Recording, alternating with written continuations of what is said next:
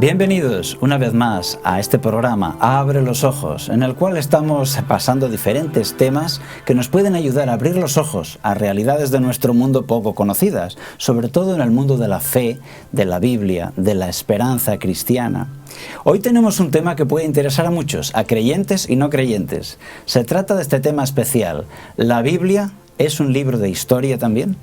¿Es la Biblia un libro de historia? ¿La Biblia y el curso histórico de la humanidad? Para eso sería bueno contar con un especialista, con alguien que fuese a la vez licenciado en historia y licenciado en teología, para dominar los dos terrenos, ¿verdad?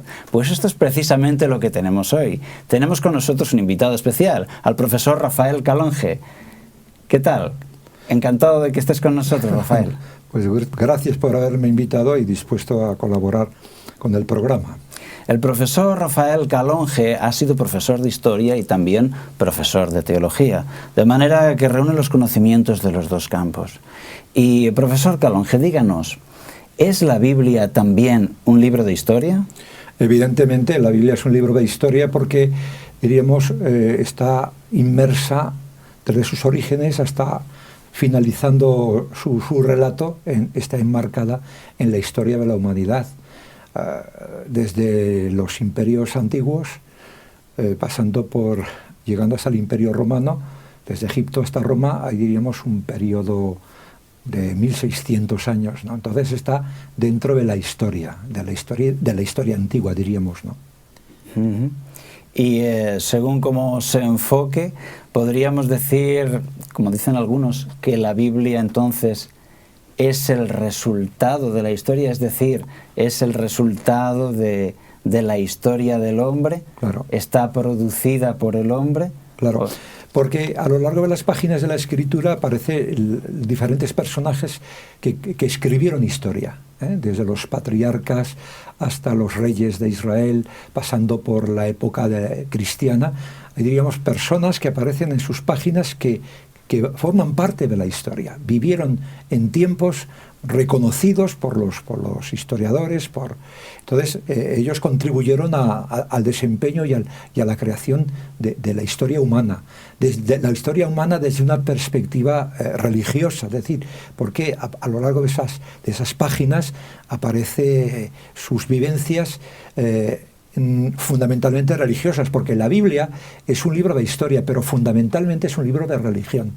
Uh-huh. Aparece enmarcada en la historia, pero narra también experiencias religiosas, diríamos que es el fundamento de la Biblia, ¿no? La religión. Uh-huh. Pues este es un tema muy importante, porque mucha gente se está preguntando si de verdad debería creer en la Biblia, o si simplemente es un libro lleno de mitos y tradiciones. Entonces, si la Biblia es realmente un libro histórico, verídico, que se pueda comprobar, eso es importante para los importantísimo. Evidentemente, como resultado, diríamos, del racionalismo europeo del siglo XVIII y XIX, se pusieron en cuestión muchas narraciones, muchos relatos bíblicos, ¿no? De manera que ese periodo de nuestro mundo bastante cercano a nosotros, pues todo lo puso en tela de juicio, todo lo criticó, diríamos, lo examinó. Y entonces, para muchos pensadores de los siglos XVIII y XIX, muchos de ellos, la Biblia era una colección de historias fantásticas, ¿no? Hasta que, diríamos, los arqueólogos que empezaron a investigar las civilizaciones del cercano Oriente pusieron de relieve una cantidad de descubrimientos en el mundo, diríamos, de la arqueología, que vinieron a corroborar lo que la Biblia de los tiempos antiguos decían sobre determinados pueblos, sobre los egipcios, sobre los hititas, por ejemplo, sobre los griegos, sobre los romanos. De manera que, diríamos, se pudo corroborar frente a los ataques que sufría la Biblia del racionalismo ateo, diríamos, europeo, se pudo evidenciar que la Biblia hablaba con mucha claridad sobre hechos que realmente habían acontecido. Hay un libro de arqueología bíblica, que lleva como título "Y las piedras hablaron", un poco recordando las palabras de Jesús, de Jesucristo, que dice: si estos callaren, las piedras hablarán.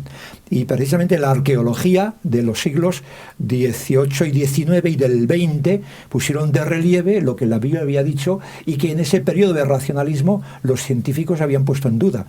El descubrimiento de la historia antigua, de las ruinas, de los palacios, de los asirios, babilónicos, de las tumbas egipcias, de las pirámides, de la arqueología griega, etcétera, romana, pues nos hablan de cosas que la Biblia citaba de pasada, pero que venían a corroborar los hechos y los acontecimientos que la Biblia indicaba como absolutamente ciertos, porque las piedras mostraron, la arqueología demostró, el conocimiento científico arqueológico demostró que la Biblia estaba dando razón a lo que estos historiadores o arqueólogos estaban descubriendo en ese momento.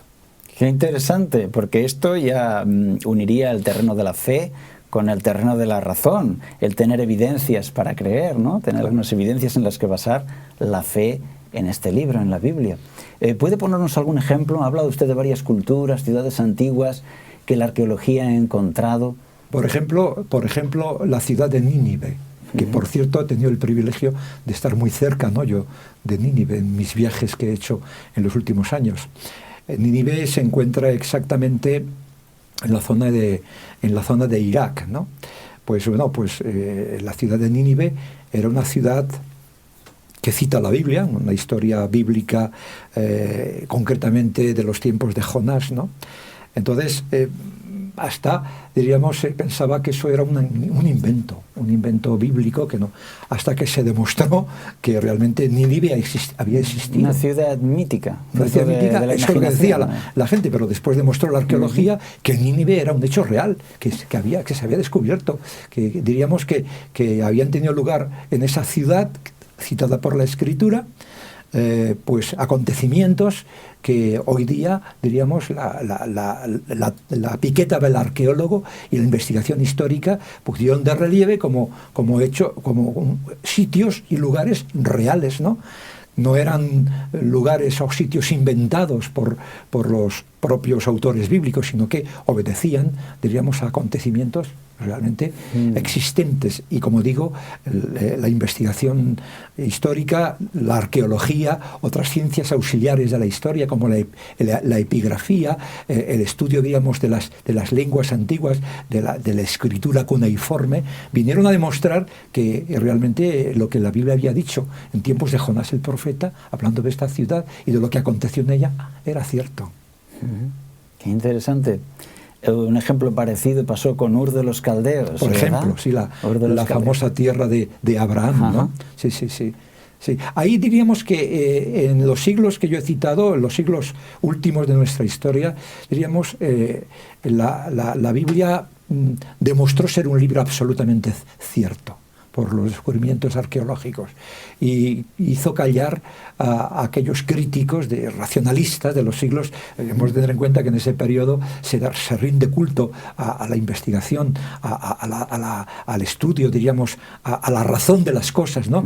La Biblia, cuando todo se ponía en tela de juicio, sobre todo lo religioso se ponía en tela de juicio, las investigaciones históricas y arqueológicas y el estudio de las lenguas antiguas, bueno, pues vino a demostrar que la Biblia tenía un gran fundamento de verdad, absolutamente, que hoy día nadie discute, nadie lo pone en duda, ¿no?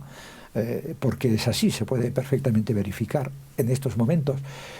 Pues hay que, por ejemplo, pues visitar el Museo del Libro, por ejemplo, en Jerusalén, ¿no? Como esos rollos de pergaminos que habían estado guardados durante tantos siglos en unas zonas como muy desérticas del sur de Israel, ¿no?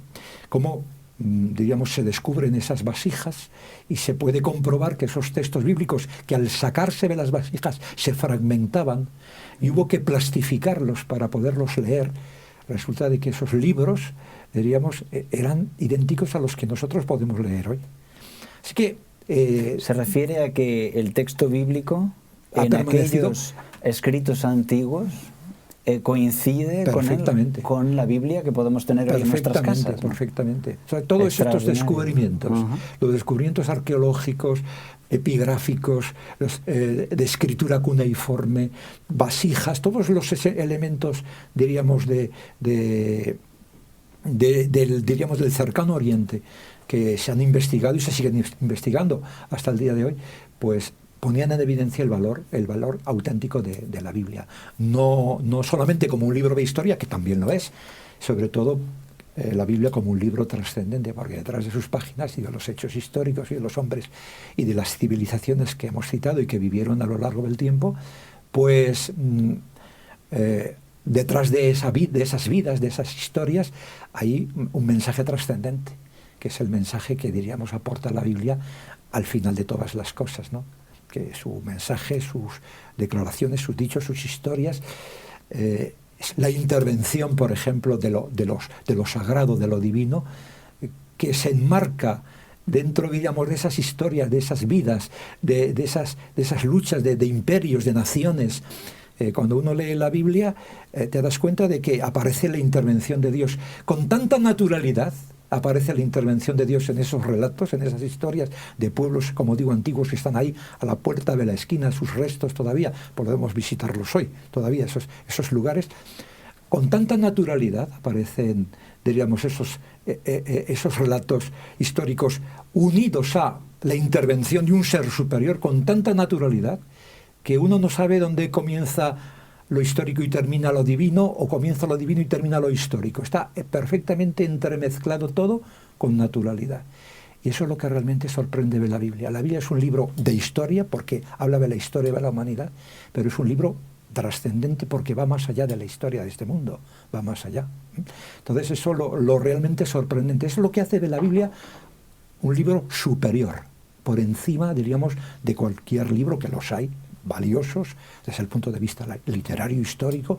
La Biblia es un libro trascendente. Y todos estos descubrimientos del cercano Oriente, que, como digo, se han puesto en evidencia en los últimos siglos, siglo, como he dicho, XIX, XX, y lo que llevamos de XXI, corroboran, diríamos, la autenticidad de la Biblia. Hay libros muy conocidos que los televidentes conocerán, como Dioses, tumbas y sabios, ¿no? O La Biblia tenía razón. Son libros que se pueden comprar en las librerías, que corroboran todo esto y que dan a la Biblia un valor realmente histórico, porque de alguna manera la Biblia es un libro histórico, como decíamos, pero también trascendente. Un libro que va más allá, unas declaraciones y unas intervenciones de un ser superior que va más allá de la comprensión y de la razón humana, que es lo que sorprende de la Biblia. Estupendo. Hace unos meses estaba yo en el Museo del Louvre en París, recorriendo esas salas donde están aquellas grandes estatuas de Asiria, ¿verdad? Sumeria, están esos tremendos bueyes alados, todos aquellos dioses. Docenas de toneladas pesan esas piedras, ¿no?, con las que decoraban esos palacios, y pensaba exactamente en esto, profesor Calonge. Esas culturas consideradas un mito hace 100 o 200 años, y sin embargo han sido encontradas, y ahí están sus piedras, todas esas culturas y ciudades que la Biblia menciona, ¿verdad? Sí, absolutamente. Y eso es una evidencia de la autenticidad de la Biblia. Podemos estar seguros. Podemos estar, digamos, cuando leemos la Biblia, debemos tener la certeza de que estamos leyendo un libro auténtico, porque entraríamos en otra dinámica y en otra reflexión, ¿no?, sobre la autenticidad desde otra perspectiva, o desde otras perspectivas. Pero desde el punto de vista de la historia, la Biblia es un libro auténtico, se ha podido comprobar en los últimos años, y esto ha dejado, sobre todo a los incrédulos, a las personas escépticas, los ha dejado sorprendidos y mudos. Yo he tenido la oportunidad de hablar con personas que para nada eran religiosas y me han dicho: es que yo leo la Biblia y no sé qué decir. Y la compruebo, diríamos, con los descubrimientos recientes y con la historia reciente, y me quedo sin saber qué decir. Me sobrepasa. Por no aceptar de forma natural y decir, pues es verdad. Pues la Biblia es un libro trascendente donde la intervención de un ser superior aparece en sus páginas desde el principio hasta el final, inmerso en la historia de la humanidad. Y en este caso, en la historia antigua de la humanidad, si tenemos en cuenta que la historia antigua va desde, diríamos, desde la cultura egipcia hasta el Imperio Romano, ¿no? Diríamos ese periodo de la historia antigua que llaman los historiadores, ¿no? La historia se divide en varios periodos: prehistoria, historia antigua, que es el periodo, diríamos, en el que aparece el texto bíblico. Pues está la historia moderna, que es, diríamos, el periodo, la historia medieval, perdón, que es el periodo medieval, desde la caída del Imperio Romano hasta la Revolución, la caída del Imperio Romano hasta la Revolución Francesa, la historia moderna posteriormente, y después, ahora, la historia contemporánea. Bueno, pues es en ese marco de la historia antigua aparece la Biblia, dando valor y realidad a los imperios y a las naciones y a la historia que todos conocemos y estudiamos ahora en la universidad, dando valor a esos estudios y apuntando la idea de la trascendencia. De la trascendencia de sus dichos y de sus hechos. Un periodo largo. ¿Puede hablarnos de ese periodo de tiempo, desde cuando empieza a escribirse el libro de la Biblia hasta cuando termina? La Biblia empieza a escribirse en el siglo V antes de Cristo. El primer autor de la Biblia es Moisés, y él, diríamos que es el primer autor. Moisés, como conocen muy bien nuestros telespectadores, es el originario, el patriarca, el originario de la nación israelita, ¿no? Moisés es el que saca a los israelitas. No es el originario, el originario es Abraham. Abraham, diríamos, es el padre de los israelitas. Pero Moisés es el caudillo, el libertador, que saca a las tribus que vivían en Egipto esclavas por los imperios faraónicos, los saca en tiempos de Moisés en el siglo V. Ahí es el primer autor de la Biblia. Moisés es el primer autor de la Biblia que empieza, diríamos, a escribir el libro del Génesis, que en hebreo quiere decir en el principio. Entonces, es Moisés el autor primero de la Biblia, que tiene 5 libros, los 5 primeros libros de la Biblia: Génesis, Éxodo, Levítico, Números y Deuteronomio. Son, diríamos, los libros de la historia de Israel desde el origen de la humanidad. La Biblia comienza en Génesis, en palabras de Moisés: en el principio creó Dios los cielos y la tierra, hasta que muere el autor de esos 5 primeros libros que he citado. Y diríamos, ese es el periodo del origen de la nación israelita, ¿no? Después ya vienen más libros, después otros dirigentes de Israel, pues nos llegan hasta los tiempos de Cristo, ¿no? Israel es una de las naciones más antiguas. Curiosamente,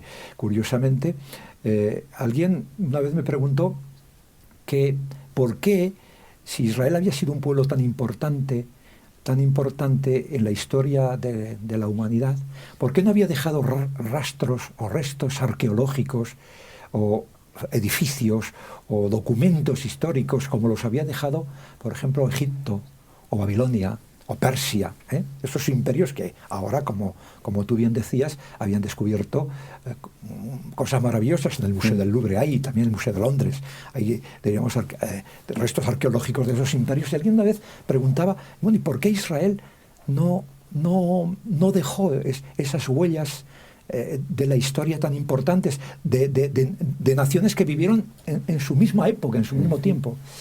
Y la respuesta es que no hay, diríamos, restos arqueológicos muy importantes en Israel, porque es un poco contrario a la filosofía religiosa de Israel. Por ejemplo, el templo de Jerusalén, o sea, el santuario del desierto de los israelitas, era algo como muy sencillo. E incluso el templo de Salomón, que dicen que fue un templo glorioso, pues tampoco era gran cosa. Así que lo que le importaba a Israel es no dar tanto la gloria al hombre, como ocurre con esos imperios asirios, babilónicos, egipcios, donde la gloria del hombre, las pirámides, los faraones, diríamos, aparecen inmortalizados en sus tumbas, diríamos, en sus sarcófagos, en sus figuras. No era tanto dar la gloria al hombre, o a los reyes, o a los faraones, o a los emperadores, como dar la gloria a Dios. Entonces, ahí diríamos como que el hombre se esconde detrás de Dios. Entonces, por eso diríamos que los historiadores un poco han minimizado a Israel. Israel, ¿qué ha aportado a la historia? No se puede comparar Israel con lo que aportaron los babilonios o los egipcios, no se puede comparar. Y es que la filosofía, diríamos, que hay dentro de la historia de Israel no tiene nada que ver. La filosofía religiosa y la filosofía política o social no tiene nada que ver, porque eso es un pueblo especial. Es un pueblo que tiene una característica especial. Es el pueblo de Dios. Entonces, ese pueblo intenta dar gloria a Dios y no dar gloria a los hombres. Porque lo que hacen los imperios antiguos es rendir culto a los faraones, a los reyes, a los grandes emperadores. Rendir culto al hombre, no. Israel da culto a Dios. Entonces, diríamos que hay una sencillez, una sobriedad en sus manifestaciones artísticas, incluso arqueológicas, una sobriedad que contrasta con los imperios o las naciones que vivieron en su tiempo, ¿no? Eso ha sido una crítica que han hecho los investigadores, pero la razón es esa. Interesante. La razón es esa, precisamente. Algo muy interesante que ha dicho el profesor Calonge antes, conviene aclarar para nuestros espectadores. Los libros antiguos de la Biblia que han sido encontrados en Qumran, etcétera, del Museo del Libro que usted mencionaba, ¿realmente traen el mensaje de la Biblia actual? Porque esto sería un hecho remarcable. No solamente lo traen, es que casi son, diríamos, el mundo es que se asombró. Los libros más antiguos de la Biblia que existían hasta los descubrimientos del Qumran, yo he estado cerca. He tenido el privilegio de viajar. No me he metido dentro de las cuevas, pero las he visto ya en la montaña del Mar Muerto. No me he metido dentro. He estado en el Museo del Libro de Jerusalén. Entonces, los libros más antiguos de la Biblia, hasta los descubrimientos del Mar Muerto, databan del siglo, los más antiguos, databan del siglo aproximadamente VI después de Cristo. De manera que había ocurrido, pues esos libros con el tiempo, había que reproducirlos, había que copiarlos a mano. Y entonces, para eso los escribas judíos eran unos expertos. O sea, muy curioso comprobar en la historia cómo estos hombres que tenían la conciencia, los escribas, los profetas hebreos, que Dios les hablaba y que sus palabras quedaban, diríamos, reflejadas en lo que ellos escribían, inspirados por Dios, como dice el propio apóstol Pablo, eran como muy cuidadosos a la hora, diríamos, de recopiar los textos, de recopiarlos. Entonces, había detalles significativos. Por ejemplo, un escriba tomaba un libro antiguo que estaba muy deteriorado por el uso. Debemos tener en cuenta que los libros eran pergaminos, pieles de animales, o libros de arcilla, y claro, se estropeaban, se partían, y había que recopiarlos. O sea, que era fácil introducir algún cambio. Claro, era muy fácil. Pero eran tan cuidadosos estos escritores que cortaban las pieles de la misma medida, la tablilla de la misma medida, y cuenta la historia que antes de escribir el nombre de Dios, Elohim o Yahvé, hacían oración y cambiaban de pluma. Así que hay una meticulosidad en el copista del libro, una meticulosidad que se ha podido comprobar. Entonces, cuando se descubren los libros de los rollos del Mar Muerto, el más moderno, o sea, decíamos que los libros que teníamos eran del siglo VII, el más antiguo de nuestra era. Pero cuando se descubren los libros del Mar Muerto, los rollos del Mar Muerto, el más moderno databa del siglo II antes de Cristo, el más moderno, y el más antiguo del siglo VII antes de Cristo. Algunos casi eran contemporáneos de algunos de los autores bíblicos. Pues cuando se llegan a comprobar esos libros con los libros que nosotros tenemos hoy, son idénticos. Son idénticos. O sea, la Biblia que Jesús usó, la Biblia que Jesús usó, leía y que Jesús leía, aparece, diríamos, porque los descubrimientos del Mar Muerto son del año 1946. O sea, esos rollos se descubren. Yo ya había nacido, soy más mayor que tú, por ejemplo. Sí. De 1946, diríamos, esos libros, que como digo, el más moderno era del siglo V antes de Cristo, el más moderno era del siglo II antes de Cristo y el más antiguo del siglo VII antes, eran iguales que los que tenemos hoy. Esto es extraordinario. Poder tener esos escritos, poder tener una evidencia científica que nos muestre que la Biblia que tenemos hoy es digna de confianza. Poder tener evidencia de parte de la ciencia que nos muestre que la Biblia no ha sido manipulada a pesar de todos los intereses y de todos los enemigos, terribles enemigos que ha tenido a lo largo de los siglos. Poder encontrar una Biblia que tiene más de 2000 años, poderla comparar con la actual y ver que no ha habido cambios. Por eso yo llamo a la Biblia un libro milagro. Claro. Es interesante lo que estás diciendo.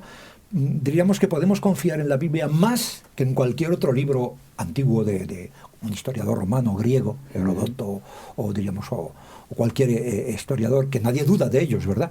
Pues la Biblia da más fiabilidad sobre lo que estamos leyendo ahora que cualquiera de estos libros que nadie pone en duda. Pero sobre la Biblia, menos todavía. O sea, sobre la Biblia, menos todavía. Ahí, diríamos, y ahí entra lo que yo quería indicar en este programa, un poco lo trascendente.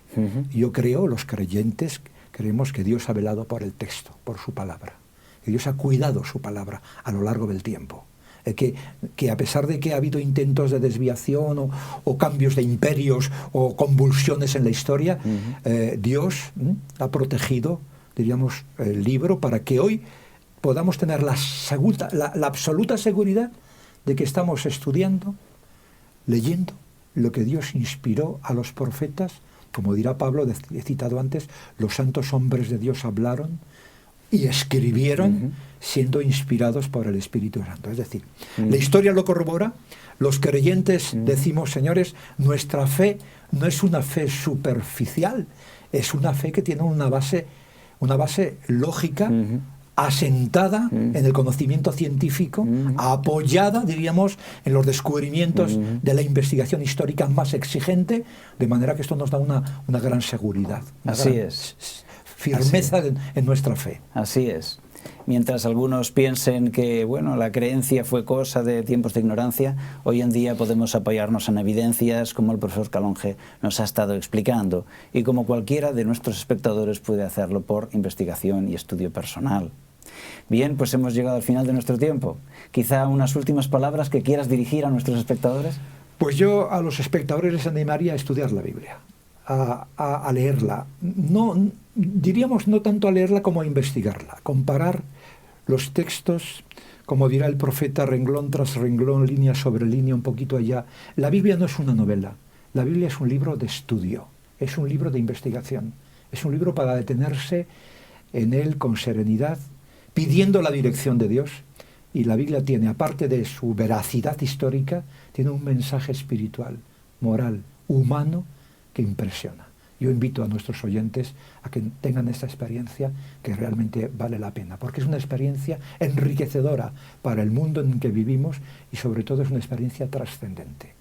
Va más allá de nuestro mundo y de lo que nuestros ojos contemplan y de lo que nuestra vida intuye. Va más allá, es un libro eterno. Pues muchas gracias, profesor Calonge, por compartir su tiempo con nosotros. Esperamos invitarle en otra ocasión. Y a todos ustedes, queridos espectadores, les citamos hasta el próximo programa. Hoy fue la Biblia como un libro de historia. Y hemos invitado a todos los que nos escuchan con esta invitación que hacemos siempre. Abre los ojos a realidades espirituales que quizá no conoces suficiente. Hasta el próximo programa.